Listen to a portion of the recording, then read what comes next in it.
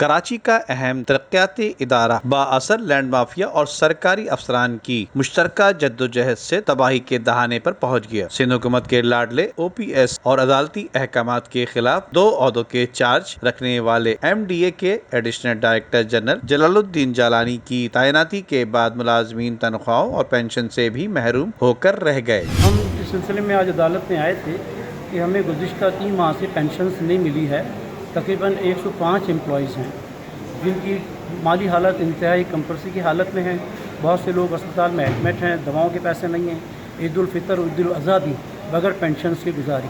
ان کی مالی حالت، ان کے بچوں کی حالت انتہائی خراب ہے مالی حالت۔ جب سے یہ نئے صاحب آئے ہیں ان سے ہم نے تقریباً 15 سے 20 میٹنگیں کی لیکن کوئی نتیجہ سامنے نہیں ہے۔ بار بار یہ دلاسے دیتے رہے لیکن آج تک بھی سیلری ہمیں نہیں موصول ہوئی، جبکہ پینشن کے ڈیوز بھی اب تک ادا نہیں ہوئے ہیں۔ وہ بھی تقریباً 3 سال ہو گئے ہیں لیکن اب تک ٹال مٹول سے کام لیا جا رہا ہے، جبکہ ایم ڈی اے کی جو مالی حالت ہے اور ایڈمنسٹریشن ہے بہت ہی خراب ہوتی چلی جا رہی ہے۔ اس حوالے سے مال پکڑ افسران کی کھلے عام لوٹ مار کے باعث ادارے کی ریکوری بھی زمین پر آ گری، جبکہ 3 ماہ سے پینشن کی عدم ادائیگی کے باعث ریٹائرڈ ملازمین کے گھروں کے چولہے بھی ٹھنڈے ہو چکے ہیں۔ ایم ڈی اے میں شدید انتظامی بحران اور پینشن کی عدم ادائیگی پر ملازمین نے عدالت عالیہ سے رجوع کر لیا۔ ندیم صدیقی، میٹرو 7 پاکستان۔